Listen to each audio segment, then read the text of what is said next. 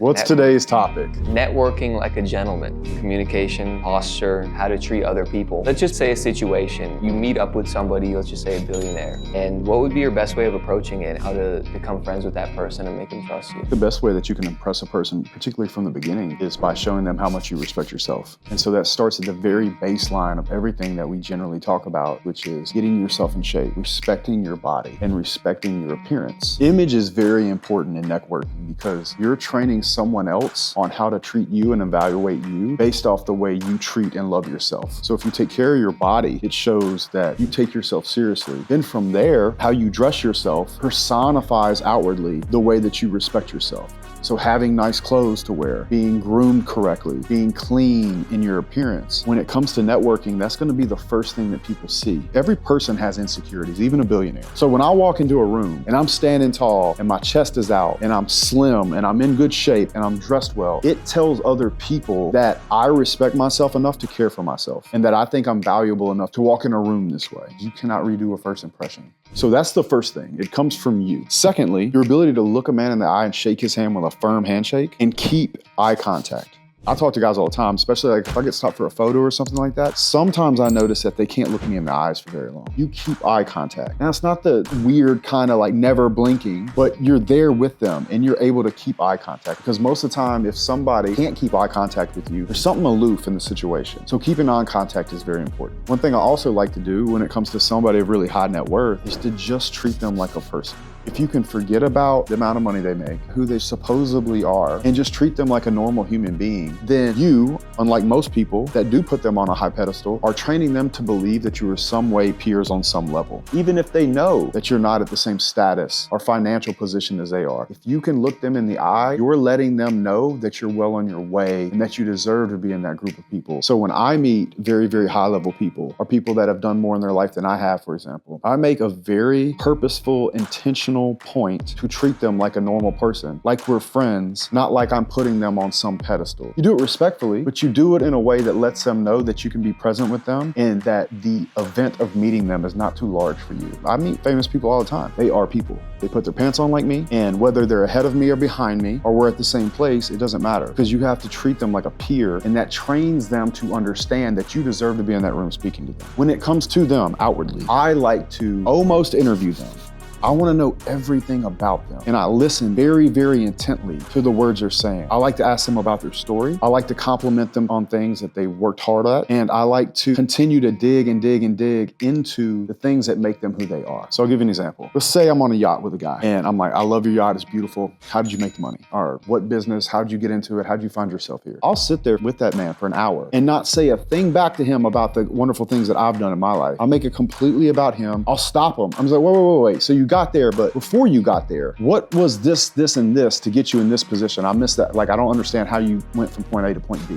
And then they backtrack and then the story goes deeper. And then it often leads into what their struggles were, how they went through trials and tribulations in their business. It humanizes them in a way that allows you to have a personal moment with them inside of a struggle. And you can say, hey, I understand where you're coming from. I've had things like that happen too. What did you do about this? Then you can start digging into questions on how you can learn from them. You're letting them take you on this path of journey of the person that they become, which by the way, people love at all levels of life to talk about themselves. Make it about them. Be genuinely interested, not just because you're trying to get somewhere with that person, because you're genuinely trying to get to know them. And that's how a bond happens. And so if you can go from the small talk subjects of, hey, how was your day? Nice boat. Oh, isn't it pretty outside? To tell me about how you got here. Wait, back up. Tell me how you got started. I know that you had this business, you exited it for 100 million. That's great. But tell me about how you built it. What were your trials? How old were you? What did you run into? How'd you get the loan from the bank? Who's your main employee that you had to win over in order to get your business in a position to really go to the moon? How'd you scale? Did you almost lose it? Give me the struggles in that. And that's when a conversation can get intimate. And if you can make a conversation intimate and you can find the things that they went through, then you can actually give them a compliment, a real compliment on something that they worked hard to achieve. I often say about compliments is you should never give somebody a compliment on something that was given to them naturally. You should give it to them on something that they built themselves around, something that they had to strive for to actually earn, to be in a position to earn the compliment. I'll give you an example. Let's say you're talking to a beautiful woman. She was probably born naturally beautiful, but if she works out, out and she's built her body up and her legs and her butt and everything about it, like she's in really good physical condition. She had to work for that. Instead of just saying, oh, you're beautiful, I would say to her, hey, I can tell you work really, really hard on your body and your physique and taking care of yourself. That's really cool. Good for you. Congratulations. Not hitting on her, giving her a genuine compliment like I'd give just another guy and another human. If you can treat them like a regular human being, give them genuine compliments and try to genuinely get to know them, not just for their victories, but for their struggles along the way, you'll go quite far with somebody in just a few hours if you need to. When it comes to networking, I think that's one of the best things you can possibly do.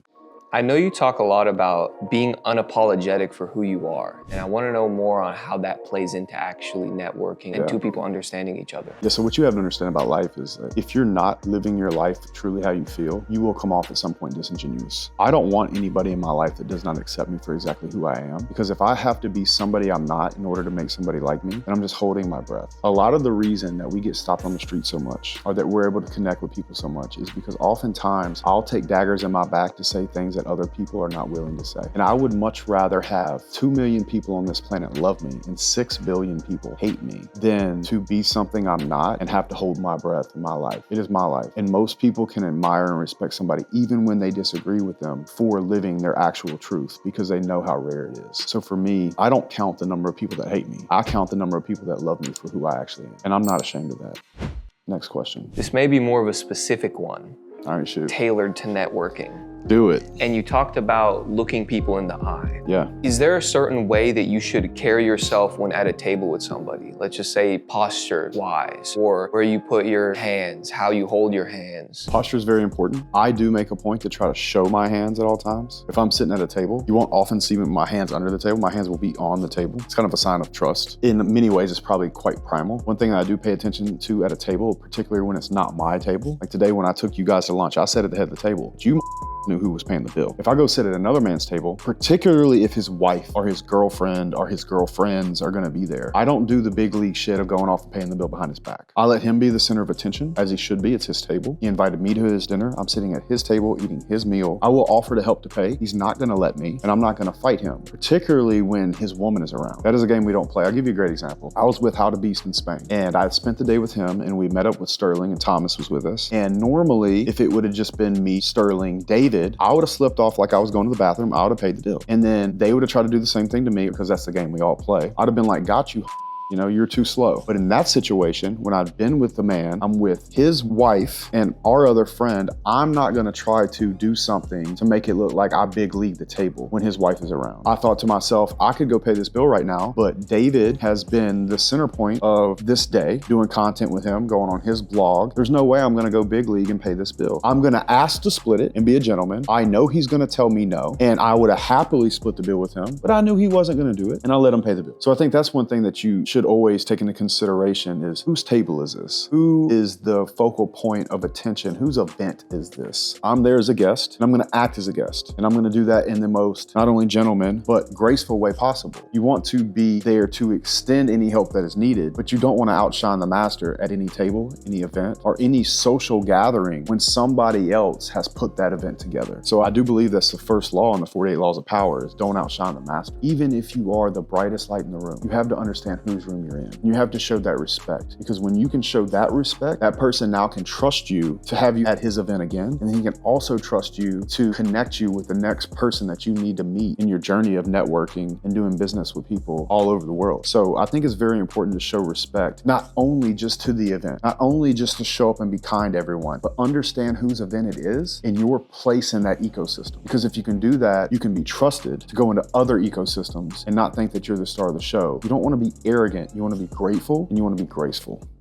So networking is not only about always going for the next level, the next person. It's about retaining people and building long-lasting relationships out of it too. Something that both parties can truly benefit from. And I would just like to know more about, what do you do to retain and show other people that you truly care about them and care about what they're doing? Yeah, so one thing that I think people make major mistakes is they meet a person and they get straight to the goal or the thing that they're after. I like to build relationships relationships with people in which when I walk away, they feel like there was a genuine connection between themselves and I. And if I can get there and see them enough times and they can trust that I am in the relationship because I genuinely like the person, then it becomes their idea that we should do something together, or it becomes their idea to introduce me to somebody that they know that all three of us could do business together somehow. I'll give you a great example. I saw a War Room guy last night, Benjamin. The first time I met him was in Medellin, Colombia. We did a War Room event out there. I saw him last night walking into Fresh and Fit, and I invited him to lunch today. I did not know that he knew the individual that he is going to be getting me together with. I can tell you this individual I've been watching for years, and now he's going to connect us. I didn't invite him to lunch so I could get that contact because I didn't even know he had the contact, but it happened naturally because I cared about Benjamin. And so what's important to understand about networking in general is that you should look at it more as planting a bunch of seeds that you're going to water again and again and again until something naturally, organically happens. You never want to go into a relationship saying, I want this friendship only because I'm going to get this certain thing. Maybe there's a connection I could have gave him that will help him in his career. And then maybe 3 years from now, he's going to think of something that'll help me. He won't forget the seed that I planted for him and that I watered the relationship for us. And in turn, just something naturally will happen from it. It could be something small between he and I that gets me to a relationship where 2 meetings in, something big happens. It's very important to be genuine in your interactions with people and be there truly for them, because anything that's going to happen good is going to happen organically anyway. So there's never a need to force it. Do your best to be there with that person and learn everything about them, because it just might be your interest in their life that opens up the door to what you could possibly do together. So while I am genuinely interested in everything about that individual's career, I'm also learning every way that we could possibly down the road do business together, because I'm seeing all the things that he has and I'm matching it against the things that I have in hopes that our friendship can create a bond that'll make money. I often say, I don't want to be friends with you unless we can make money. Learning about someone, digging into their life, genuinely caring about what it took for them to get in the position that they're in is the best way to make that happen. I can ask somebody tons and tons of questions about their business and we might not ever do business together, but I can often walk away from that a better man. And then in the future, it will just so happen to come up that there is a way to utilize that for both of our mutual benefits. And so like when I'm talking about networking or doing business deals with people, I don't ever want to do a deal where it's not good for both parties, but the best way to be able to find the way to do business together is find out the most about each other and mean that truly, intentfully. There's nothing wrong with genuine interest, even if there's nothing to gain, because you're just sharpening your sword of networking in the first place. It's very rare for an individual, especially a high net worth individual, to have someone sit with them, ask some genuine questions about themselves, really care about it, and then shake their hand and say, I've really enjoyed this time with you, and then just walk away. They're so used to somebody saying on the first meeting or the first DM they ever get, I want to do this. Would you want to do business with me? He's heard that 30 times a day. Be a person that cares about the individual, and anything that's going to organically happen will happen, and it will often be their idea. Just genuinely ask and have intentful conversation with the person about themselves. That's not against the rules. I think it's the best way to network on the planet. I don't think there's a better way.